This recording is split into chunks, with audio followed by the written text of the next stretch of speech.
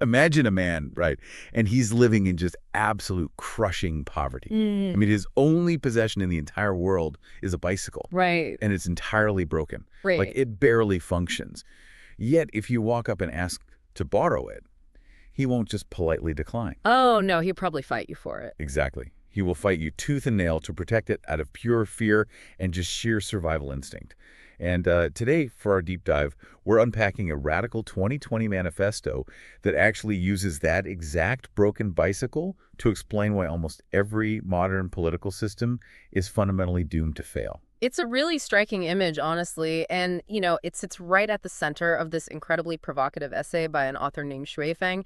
The piece is titled, "Communism is the Only Way to Happiness for the Toiling Masses." Oh, quite a title. Yeah, it doesn't hold back. And in it, he proposes this total structural reimagining of society, which he claims is designed to solve the eternal struggles of the common people. Right. And before we dive into exactly how that broken bicycle fits into his grand master plan, I need to make something absolutely crystal clear to you, the listener. Yeah, this is important. The source material we are looking at today contains some highly politically charged content. I mean, the author takes sweeping, very severe aim at historical communism, modern democratic elections, the Chinese government, and even major world religions. He really goes after everyone. He does. So we want to state explicitly that we are not endorsing any of these viewpoints. We're not taking sides, right? And we are definitely not validating the author's political claims. Our sole mission on this deep dive is just to impartially report and unpack the fascinating ideas and arguments exactly as they are presented in this original text. Exactly. We are examining this purely as an artifact of radical social theory. Just looking at the architecture of his argument, nothing more. Right, and to help visualize the sheer scale of the theory Xuefeng is laying out, imagine the backdrop behind me right now. Picture a bustling, chaotic, hyper-competitive cityscape. Like smog, traffic, endless stress. Yeah, and massive inequality. But then slowly, that concrete jungle transitions. The smog clears out, the rigid buildings soften, and it morphs into this serene, highly organized, lush, green communal village. That's quite a mental shift. It is. That visual shift from chaos to a perfectly engineered community, well, that's the roadmap the author is trying to lay out. Okay, let's unpack this. Because to understand where Xuefeng actually wants to take us, we have to start with how he defines the destination. Right, the core concept. Yeah, and he strips away all the complex economic jargon you usually hear. He defines the absolute essence of communism as one single, really simple concept, and that is sharing. His fundamental premise is entirely structural. He argues that the higher the degree of sharing of resources, the greater the actual value of those resources. Like the power drill example, right? Yes, exactly. Think about a power drill. If you buy one and just keep it in your garage, you might use it for 10 minutes a year. Its value is isolated and, frankly, mostly wasted. Yeah, it just sits there gathering dust. But if an entire community shares that exact same drill, its utility skyrockets. So Xuefeng argues that maximizing the value of the world means making absolutely everything accessible to everyone. But immediately he hits this massive, glaring roadblock, which kind of brings us back to our opening image. The broken bicycle. Right. He acknowledges that people are, by their very nature, inherently selfish. Like, we intuitively, fiercely reject sharing. That poor person with a broken bicycle refuses to let anyone else ride it because of a deeply ingrained protective instinct. Because if you have almost nothing, giving up access to that nothing feels like a literal threat to your existence. Exactly. And he scales that exact same instinct all the way up the socioeconomic ladder, too. Like, the survival instinct of the poor morphs into the vanity of the rich. Wait, really? How does he connect those two? Well, Xuefeng argues that when people acquire material wealth, power, status, reputation, they hoard those things just as aggressively as the poor man hoards the broken bicycle. Ah, I see. But for the wealthy, it's not out of fear of starving. It's specifically to satisfy their vanity. They want to live luxuriously for the express purpose of making others envy them. So structurally, the billionaire and the impoverished man are both just actively resisting the concept of sharing. Exactly. Which makes his take on Karl Marx and historical communism so fascinating. Because, you would think an essay with a title promoting communism would revere past communist movements. You definitely assume that. But Xuefeng actively tears them down. I mean, he argues that almost all historical communist movements founded on Marx's theories have been promoted violently. Yeah, they were coercive. Right. They fundamentally damage the property-owning class through force. He actually goes out of his way to state that the imperfection of Marx's theory, combined with the blindness of the people attempting to practice it, is what led to this whole trail of historical failure. He's very blunt about it. Very. He even explicitly states that when people today hear the word communism and intuitively hate it or resist it, that reaction is completely understandable. He says the public is actually doing right by demonizing historical communism, doesn't he? Yes, because those violent movements ran completely counter to his definition of what true sharing should look like. But wait, if the author readily admits that both the poor and the rich are inherently selfish, and that human nature intuitively rejects sharing across the board, isn't a society based entirely on sharing doomed from the very start? I mean, how do you build a selfless society out of incredibly selfish materials? What's fascinating here is how Xuefeng tries to separate the ideal goal from the historical execution. He argues that true communism has to be gentle, soft, and civilized. So no force at all. Right, it cannot be coercive, and it definitely shouldn't involve forcibly depriving people of their property at gunpoint. He believes the failure of the past wasn't the goal of sharing, but the violent methods used to try and force human nature to change overnight. And he feels a really deep urgency to figure out a nonviolent mechanism to make this work, largely because of who is paying the ultimate price for the current system. The toiling masses. Yeah, he focuses heavily on what he calls the toiling masses. These are the common people who spend their entire lives struggling for just the absolute basics, food, clothing, housing, and just dealing with sickness in old age. He paints this incredibly tragic picture of people looking forward to finally getting ahead every single year, while year after year they are still wearing the exact same torn clothes. It's a very bleak reality. Yeah. And to give this perspective some weight, the author notes his extensive global background, right? Yeah, he isn't just theorizing from some ivory tower. He actually grew up in Asia, spent over a decade working in Africa, lived in North America for 4 years, and even spent time embedded with primitive tribes in Oceania. Oh, wow. So he's really been everywhere. He has, and he claims this immense global exposure allowed him to deeply observe the pain of the toiling masses across totally different cultures and economic systems. So if violent revolution failed and human nature stubbornly resists sharing, how on earth does he propose we actually build this soft, civilized society? Well, he leans heavily into the concept of utopia, but with a very specific caveat. Right, because he fully embraces the word utopia. He even calls it the embryonic form of communism. He does. But just like he critiqued historical communism, he aggressively dissects why past utopias have spectacularly failed. He specifically targets Robert Owen's famous New Harmonious Village experiment in the United States, right? Yes. He says the core problem there was that its leaders had no real architecture. They were fueled entirely by passion and good intentions. Which isn't enough to run a society. Exactly. He uses this metaphor of them crossing the river by feeling for the stones, which meant the moment they hit the rush of wind, waves, and whirlpools. They just panicked and drowned. Precisely. So it's essentially saying that previous utopian founders were trying to build an airplane mid-flight, relying only on good vibes, whereas he's claiming to have the exact engineering blueprints. That's a great way to put it. More than just the formula, he's arguing you need to build a completely different kind of kitchen. Passion isn't enough to override that broken bicycle instinct. Right. You need a rigid, tested architectural schematic for society. So he introduces what he calls Xuefeng-style communism, which he has actually attempted to materialize in a real-world community. Oh, right. He created this with a group he refers to as Chanyuan Celestials. Yeah. And we should definitely clarify that term for the listener. When he says celestials, he's basically using it as a descriptor for the residents of his community.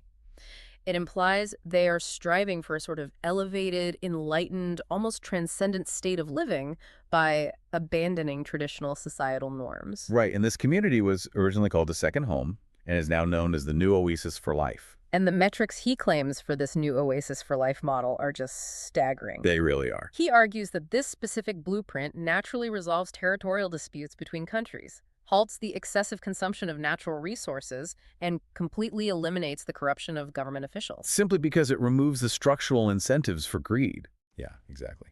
He also makes incredible claims about social tragedies. He says this model avoids what he calls Yang Gailan-style tragedies. Well, that's a really heavy example he brings up. It is. For context, Yang Gailan was a mother in rural China who, in 2016, was driven by such extreme, inescapable poverty and despair that she tragically took the lives of her 4 children and then herself. It was a horrific event that sparked massive debate about the social safety net in China. Definitely. And Xuefeng claims his blueprint structurally prevents that level of crushing isolation. He says it reduces criminal activities by 3/4, cuts suicide rates by more than half, and ultimately gives 98% of people happy, joyful, and free lives. Those are massive, massive claims. But wait, if he has an engineering blueprint that drastically reduces crime, effectively ends suicide, and prevents extreme poverty tragedies, why hasn't society just naturally adopted it? That is the big question. Right. If the results are so obvious, why can't we just educate people to be better, teach them the value of sharing, and implement this? Well, this brings us directly into his harsh denunciation of moral and religious education. Xuefeng argues that trying to educate people into goodness is a total trap. A trap. Yeah, he believes moral education is incredibly fragile and entirely vulnerable to the harsh, practical realities of survival and greed. He points directly at modern China to illustrate this, doesn't he? He does. He notes that Communist Party officials were all raised heavily on Mao Zedong's ideological and moral education. They were explicitly taught to serve the people. But he points out that the moment they are faced with the temptations of the market economy, all that moral education is just shelved. Completely abandoned. He describes an environment of staggering corruption where officials are embezzling not just millions but billions of yuan. Wow. Yeah, they are hoarding wealth while completely ignoring the suffering of the toiling masses they were educated to protect. So he essentially asks, did decades of intense moral education work? And his answer is an emphatic no. And he applies the exact same scrutiny to the West to prove that this isn't just some localized issue, right? Exactly. To argue that moral education fails globally, he zeroes in on the 2020 United States presidential election. Right. And now, again, we are just unpacking his specific interpretation of these events. Yes, of course. He argues that mainstream media and the leaders of major democracies, he specifically names Britain, France, Germany, Israel, and Taiwan's Lifechanyuan, violated what he considers basic moral bottom lines. His specific critique here is really interesting philosophically because he criticizes them because they rushed to publicly congratulate Joe Biden before all the facts had emerged, before all the votes were fully counted and before the legal challenges were settled. Right, and in Xuefeng's view, respecting objective facts and strict legal procedures is the absolute baseline of morality. So when Western leaders jumped the gun to secure political momentum, he views that as proof that the Christian moral education underpinning Western society instantly collapsed under the pressure of political expediency. It's a really sharp critique of how moral frameworks crumble when power is on the line. He's using these examples from both the East and the West to argue that no matter the cultural foundation, whether it's Maoist thought in China or Christian values in the US and Europe, when money or political dominance are at stake, moral education just disintegrates. It just cannot override human selfishness. Exactly. And then he takes it a step further, aggressively attacking the very concept of spiritual teachings. He calls all spiritual chicken soup an anesthetic. He really dislikes it. He does. He singles out Buddhist preaching as rampant anesthesia. He also attacks the push to return to traditional Chinese culture, literally equating it to advocating for men to wear braids and women to bind their feet. He calls these traditional preachings poison. Yeah, he uses very intense language there. Here's where it gets really interesting. By calling all religion and anesthetic and traditional culture a poison, isn't Xuefeng stripping away the exact coping mechanisms that these toiling masses rely on for survival? That's a great point to bring up. If you are suffering your whole life, if you are the guy with a broken bicycle, isn't that spiritual chicken soup exactly what gets you through the day? If we connect this to the bigger picture, you've just hit on his exact point.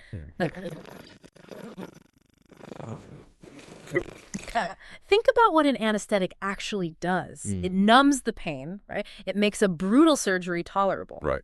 Xuefeng believes that as long as the toiling masses are numbed by religion or morality or traditional culture, they will remain completely docile.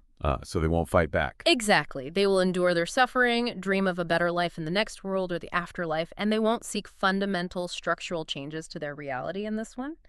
He wants to rip away the anesthetic so people feel the full pain of their existence, realizing they need a completely new structural way to live. Okay, so if moral education is a useless anesthetic, and we can't just teach people to be good, what about the law? What about changing the political system? We hear all the time about systemic reform, you know, new anti-corruption task forces, putting in guardrails to protect democracy. Well, Xuefeng argues that systemic reform is just as delusional as moral reform. He completely rejects the popular political idea of putting power in the cage of the system. Right. I mean, that sounds entirely rational.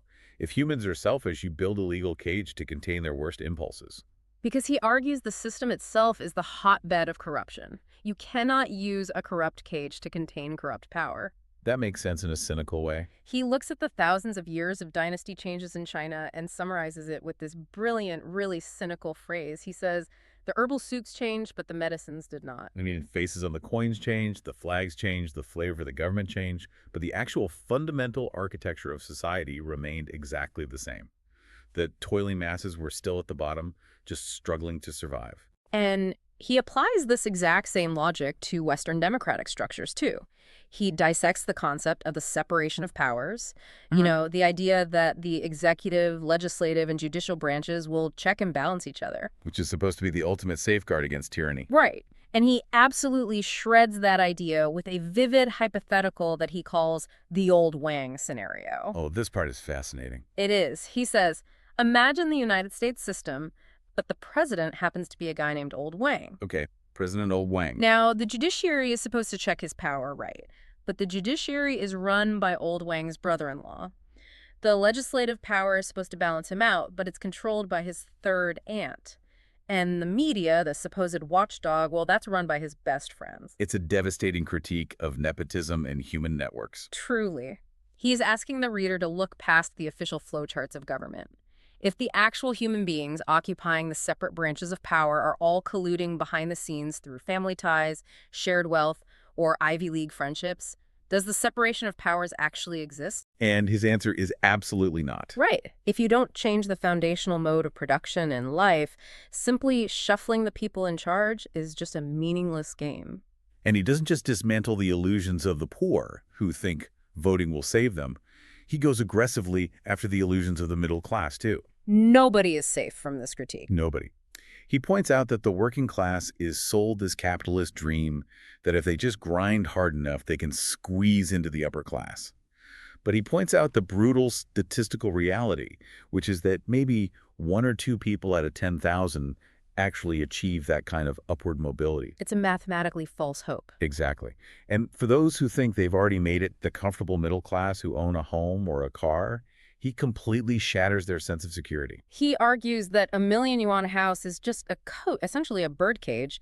If the supply chains break down and you suddenly don't have food for 3 days, you can't eat the bricks. Right. A luxury car is just a pile of scrap iron if you lose control over the fuel supply or if a major disaster hits. He even targets people who think they are completely insulated because they have a secure government job, what is often called an iron rice bowl. He says that security is just a temporary, fragile comfort. It's an illusion that will completely evaporate when old age, chronic sickness, and the isolation of modern life eventually set in. It's incredibly bleak. So what does this all mean? Let's take a step back. He has systematically torn down every single safety net society relies on. He says moral education is incredibly fragile. Religion and culture are poisons meant to keep us numb. Systemic reform is just a cage made of the same corrupt material. And middle-class wealth is an illusion of scrap iron and bird cages. But hold on, if the system is just old Wang all the way down, Xuefeng isn't just criticizing the poor for holding on to false hope. He's implying that even the corrupt billionaires are miserable in their mansions. Yes. Does he actually think a billionaire or a powerful politician wants to pack up and move to his commune? He genuinely does, because in his view, that billionaire security is entirely fragile and driven by deep paranoia. Xuefeng explicitly states that his Xuefeng-style communism, this new oasis for life model, is not just a lifeboat for the struggling, toiling masses. Right. He claims it is the only road to real, lasting happiness for the capitalists, for the government officials, and even for spiritual cultivators. So he thinks it literally benefits everyone. He believes the current mode of human existence, rooted in individual ownership and competition, is fundamentally broken for everyone, from the absolute bottom to the very top. In his mind, only a physical, total shift to his communal blueprint can save mankind from its own selfishness. It is an incredibly intense, unyielding journey he takes the reader on. We started with the very simple, almost heartbreaking image of the poor person fiercely hoarding a broken bicycle out of fear, the ultimate symbol of our inherent human selfishness. And from there, he walked us past the bloody failures of violent revolutions that tried to force sharing, and the drowned hopes of utopian dreamers who tried to build societies without structural blueprints. Yeah, he systematically dismantled the idea that we can be saved by moral education, pointing to the greed of ideological officials and the political rushing of Western elections as proof that morals vanish when power is involved. He stripped away the anesthetic of religion, basically demanding we feel the pain of our reality. And finally, he locked us in the old Wang scenario, proving to his readers that systemic reforms, checks and balances, and middle-class wealth are just different flavors of the exact same trap. All of this is carefully constructed to drive home his final assertion that abandoning our traditional way of life for his specific new oasis model is humanity's singular way out. It's a complete teardown of modern existence. It really leaves you with an immense amount to process. And as we wrap up this deep dive, I want to leave you with a thought to mull over, something to explore on your own that builds on Xuefeng's intense arguments. Let's hear it. If every attempt at systemic reform, from ancient dynasties to modern democracies to historical communism, ultimately fails because corrupt human networks like Old Wang always find a way to subvert the rules, is the true flaw of utopian blueprints really the structural design of the community? Or is the fatal flaw the sheer assumption that human beings can ever be permanently cured of the very selfishness the author highlighted in his broken bicycle analogy? That's a profound question. No matter how perfect the architectural blueprint of a society is, can any system truly out-engineer human nature? Thank you for joining us on this deep dive.